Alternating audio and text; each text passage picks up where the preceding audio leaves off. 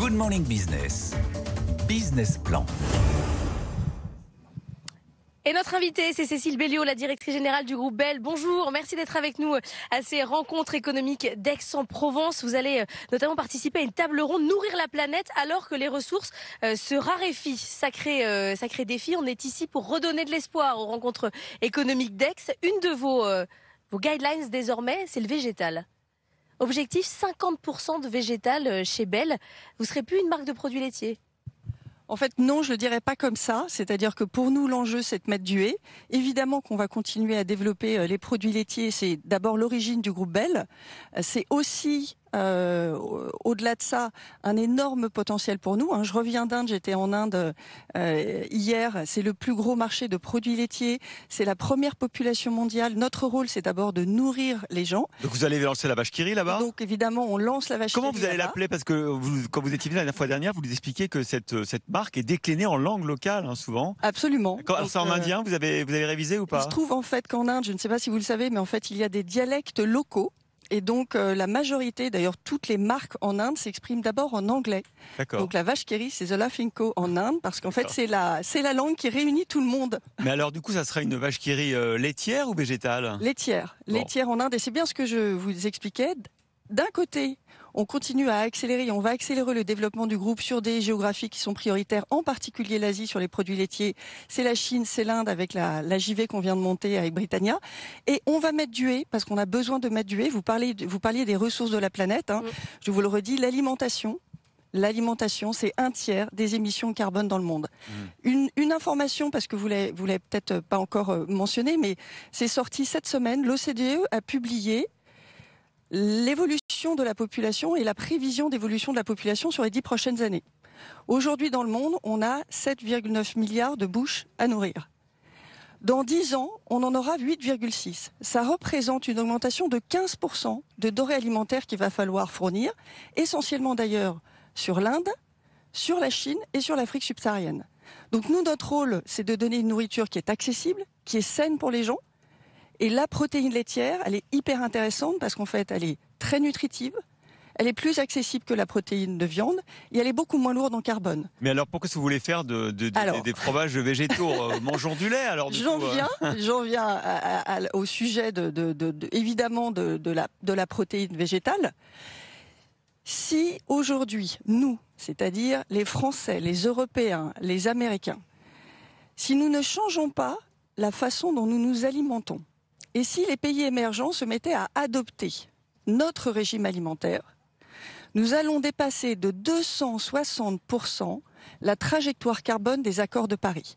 Ça, c'est une donnée publiée, scientifique, factuelle. Aujourd'hui, si vous regardez les émissions carbone liées à l'alimentation, c'est 1/3 des émissions carbone du monde. C'est essentiellement nous. L'enjeu des émissions carbone, c'est pas les Indiens aujourd'hui, c'est nous. Et ça vient de quoi? Une surconsommation de protéines animales. Donc nous, notre rôle, c'est de montrer qu'il y a d'autres façons de s'alimenter et que le végétal au sens large, si je vends aussi de la pomme pote, c'est aussi pour ça, c'est que nous devons rééquilibrer collectivement, les pays riches, notre alimentation entre le végétal et l'animal. C'est intéressant parce qu'en fait, c'est pas parce qu'il n'y a pas de marché que vous pivotez. Vous pivotez parce que vous considérez que c'est votre responsabilité d'entreprise. Absolument. Donc vous prenez un peu les devants parce que si ça se trouve, le marché est moins fort pour le végétal. Ça se trouve, les gens ne vont pas aimer autant que le lait.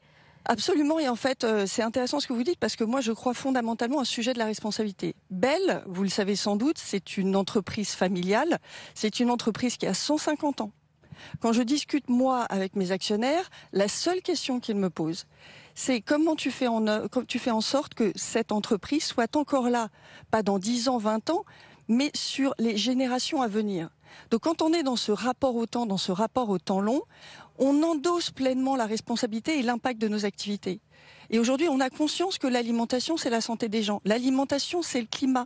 L'alimentation, c'est la perte de biodiversité. C'est aujourd'hui des faits, tout ça. Pardon, je vais me faire un peu l'avocat du diable. Deux choses d'abord, parce qu'on est dans le pays du fromage. Oui. Donc, est-ce que les fromages végétaux sont aussi bons? Parce qu'il ne faut pas culpabiliser les gens non plus. Non, alors, là où je vous rejoins totalement, c'est que j'ai cette conviction, moi, très forte, que On n'est pas là pour éduquer les gens. Vous n'avez pas envie d'être éduqué, j'ai pas du tout envie d'être éduqué. Ouais. On est là pour les séduire. On a d'ailleurs des marques qui sont fantastiques pour ça. Hein. Quand on fait du Babybel ou quand on fait de la pomme pote, ça donne juste envie aux enfants de manger soit une portion laitière, soit une portion fruitière. Donc l'idée, c'est de réussir à avoir des fromages qui vont être aussi accessibles, aussi bons gustativement, aussi nutritif, parce qu'encore une fois, la protéine laitière est de qualité. C'est le cas alors avec vos fromages Si on fait végétaux? un test là avec Christophe, on se bande les yeux, on prend deux produits, on fera pas la différence entre celui qui est au lait et celui qui est aux protéines végétales. Alors, ça n'est pas encore le cas, mais je vais partager avec vous une information parce que nous, on y travaille et c'est pour ça que je suis là, c'est parce que je veux parler d'innovation, je veux parler du futur. Et nous, en fait, c'est mon combat, on agit tous les jours là-dessus. On a signé, il y a quelques mois, vous l'avez peut-être vu, un partenariat avec une start-up américaine qui s'appelle Climax. Ouais. Le parti pris de cette start-up, et moi je trouve ça absolument génial, c'est de dire, tout est dans la nature. Tout est disponible dans la nature. Ce qu'on a perdu, c'est le lien à la nature, la connaissance de la nature. Donc ils ont commencé par quoi, cette start-up? Par constituer une base de données de toutes les protéines végétales disponibles dans la nature. Quand vous mangez... dans tous les pépins, dans un pépin de raisin, il y a une protéine, par exemple. Sauf qu'on ne la connaît pas, on ne sait pas l'utiliser. Donc, ils ont commencé par une base de données. Le deuxième élément, donc, ils ont plus de 10 000 protéines qu'ils ont référencées. Et ils utilisent l'intelligence artificielle pour travailler des millions de combinatoires. L'idée, c'est quoi? C'est d'aller chercher un lait végétal qui va être capable de fermenter comme un lait et de répliquer un fromage. Et ils l'ont fait. C'est pour ça que je vous parle donc, en connaissance de cause. Ça vient pour le goût. Ils l'ont fait. Ils ont développé un bleu. Un bleu. Le bleu, c'est exigeant. Ouais. C'est quand même compliqué. C'est dur en couleur, c'est dur en odeur, c'est dur en sophistication du goût. Je vous mets au défi de voir la différence. Et la preuve, ce bleu est aujourd'hui référencé dans des restaurants de chefs étoilés Michelin. Une question d'actualité forte parce qu'on a eu tout à l'heure dans les journaux un sujet sur le fait que la grande distribution s'inquiétait de la baisse des volumes des consommateurs, malgré la baisse des prix qu'on commence à voir, après les accords avec l'industrie agroalimentaire dont vous faites partie, malgré les baisses de prix, les Français consomment moins. Est-ce que vous le voyez aussi dans vos chiffres de vente? Est-ce que ça vous inquiète, cette morosité de la consommation en France? Alors, oui, évidemment qu'on le constate et vous le dites. Alors, c'est pas que en France, hein, c'est vrai sur l'Europe, c'est vrai sur des géographies où en fait le pouvoir d'achat est affecté. Donc, ça n'est pas le cas aux États-Unis, ça n'est pas le cas en Asie, je vous le raconterai. Mais c'est le cas en Afrique du Nord, par exemple, ou en Europe. Oui, évidemment que c'est un vrai souci, c'est-à-dire que non seulement il y a une perte de volume, mais en plus on voit que les gens vont sur des produits qui peuvent être potentiellement des produits peut-être plus économiques, mais moins intéressants. Vous voulez dire les marques grande distribution, les marques premier prix? Non, pas seulement, ou des marques premier prix. Et en fait, tout l'enjeu, encore une fois, quand on est dans l'alimentation, c'est pas uniquement l'enjeu du pouvoir d'achat, c'est comment j'arrive à nourrir de manière, j'allais dire, nutritionnellement positive l'ensemble de la population que nous avons à nourrir. Donc il faut proposer des produits qui sont accessibles, des produits qui sont bons, désirés par les consommateurs et des produits nutritionnellement bons pour les gens. Et c'est ça notre enjeu. Et quand on fait la vache qui rit, on a la marque qui est la plus populaire que vous pouvez trouver. En France, nous, nos produits sont présents dans un frigo sur 2 en France.